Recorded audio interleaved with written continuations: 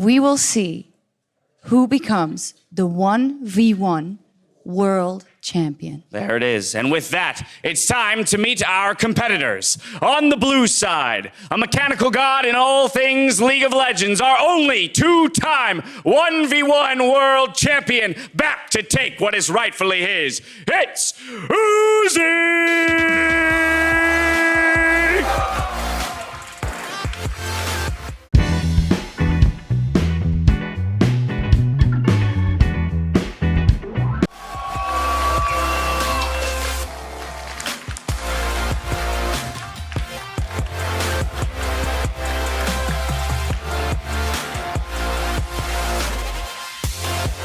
Back to take what's rightfully his. Well, maybe Faker thought it was rightfully his, or maybe the Shy thought it was rightfully his.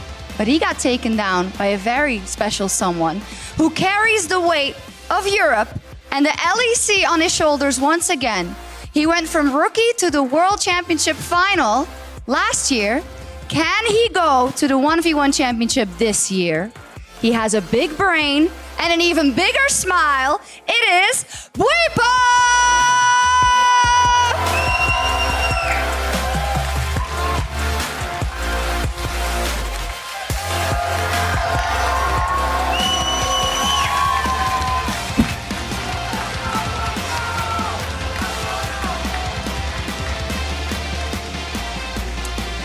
Well then, it is time to crown our 1v1 All-Stars champion, so... The players are in their seats. Are you ready, Sharks? I think I'm ready. All right. Let's get the party started!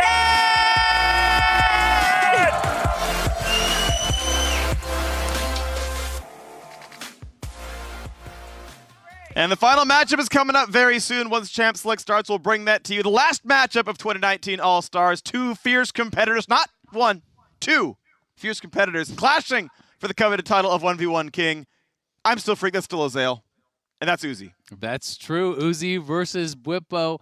I think so much of this is going to come down to can Bwipo kind of outsmart, outthink his opponent as far as the pick ban. Bwipo has been so good throughout the event at getting advantageous matchups, at anticipating what his opponents would be going for, what style they want to play, and at crafting a strategy that can take that down. And it's obviously not just that, though. He has to execute on it, and he has been so damn good at doing it. So interested to see where he's going to go, and also if Uzi is going to stick to marksman as he has pretty much throughout the entire event. Yeah, and of course, to really talk about Uzi here, he has been sticking with one style of play for the most part, but he's been so absurdly adept at it. Mechanically, he's been performing basically at perfection so far throughout the 1v1s. Absolutely incredible player. Rengar ban dropped out. We're seeing Vayne. Triss dropped away. Bwipo trying to get rid of some of the more kitey marksmen, which, I mean, he's playing mostly melees here on Bwipo's side, so I'm expecting some kind of all-in.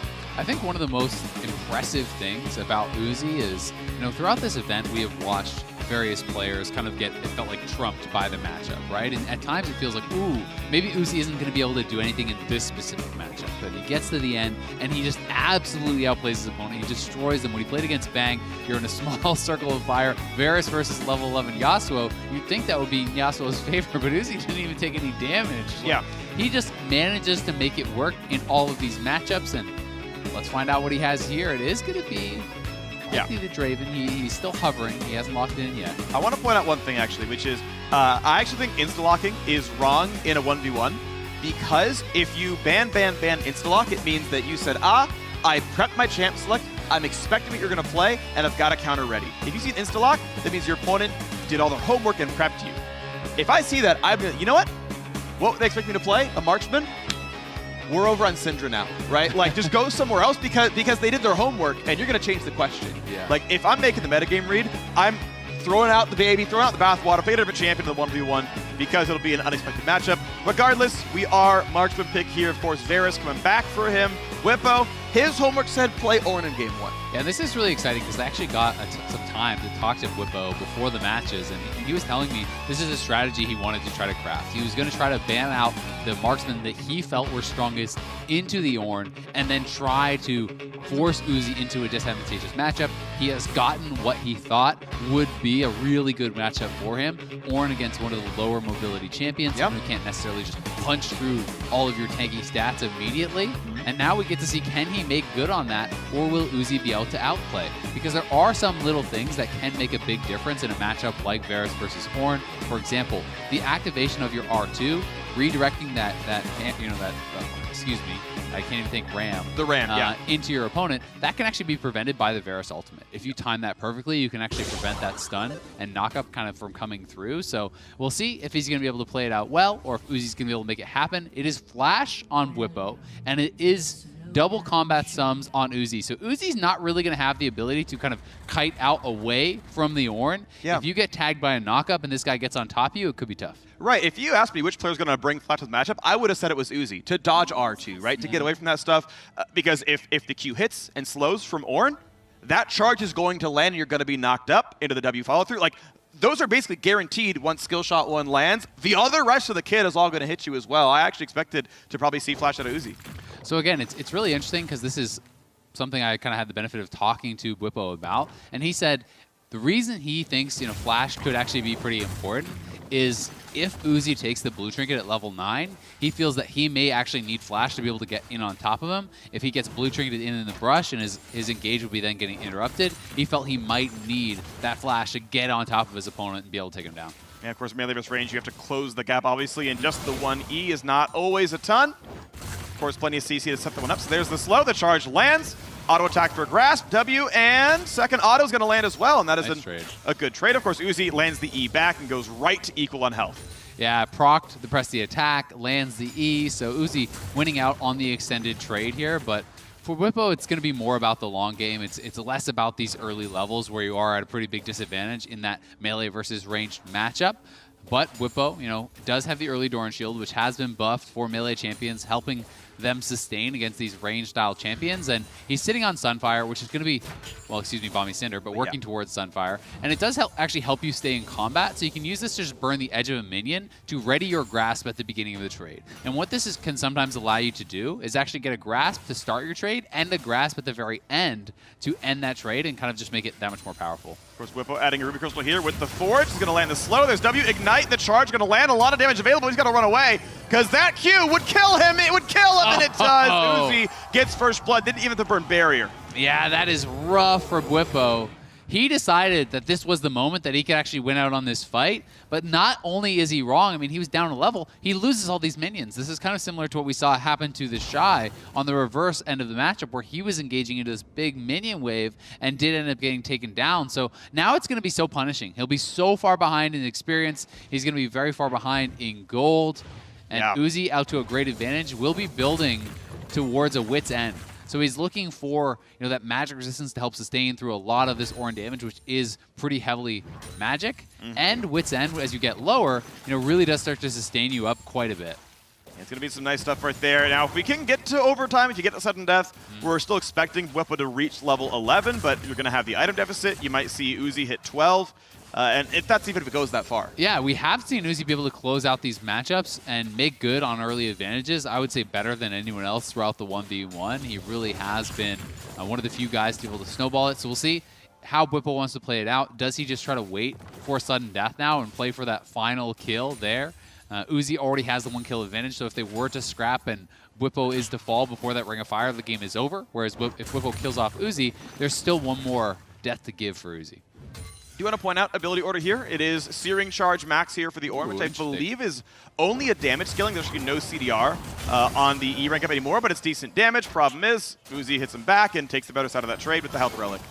Look at that damage. Yeah, at this point, it's going to be really rough for Bwipo. You have to really be able to kind of outstat your opponent as Ornn. You have to be able to kind of take that entire trade, because as soon as you retreat, Uzi is going to punish you for that. He is going to be able to take down a lot of your health, and second turret play likely to fall, as Uzi is just trying to extend this advantage. These range minions become very difficult for Bwipo to pick up, especially because you don't have actually a lot of points in W or Q to help you actually with that wave clear at your turret. So Bwipo in tough thus far. Yeah, decent damage coming across. There is that second plate going down. Third one being worked on as well. And gonna find the E-charge, knock down some minions, at least get some wave clear. 16 CS deficit though, 2 plates and the kill on top. Means we certainly got a pretty big gold lead here from Uzi's side. Pretty easy wave clear on top. Facing that damage looks like it's an E-max build.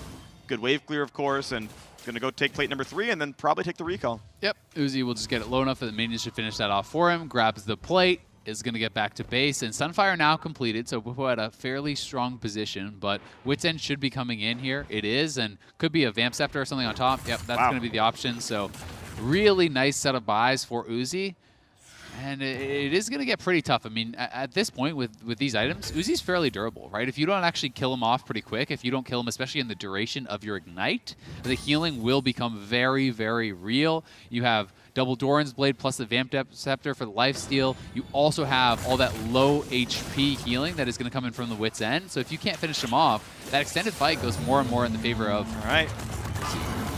Can't dodge the R, but is it going to be enough on the top of it? Gets the brittle damage. Ignite comes on, and the Ornn hits are coming through, but it's not quite enough. But you can see what that fight's supposed to look like. I can see the way that Bwipo wins it eventually. The ult for ult problem is Summoner Spell advantage, of course, is on Uzi's side. Yeah, Uzi didn't even have to pop the barrier, and that's a big problem here. You know, he is going to be sitting on that Combat Summoner advantage. Luckily for Bwipo, this was a well-timed out fight. Well, not luckily, it was a well-timed out fight, and he should have Ignite back for the Ring of Fire. So it's all going to be kind of desperation attempt down to that. Uzi is going to be able to get another recall off here. It shouldn't be a turret victory, as he's not actually pressuring for that. He feels that he can win the straight-up fight, and we'll see if he's going to be right.